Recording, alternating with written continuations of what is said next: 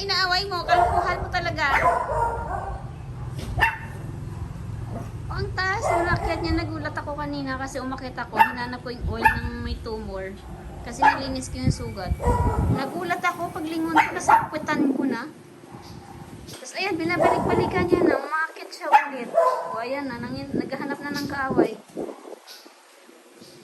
Ang ganda ng pwesto sa taas. Sinabi ko talaga to. Ang daming kalukuhan. O, sino kalaban? Itsura niya, oh. Hoy! Tingin ka!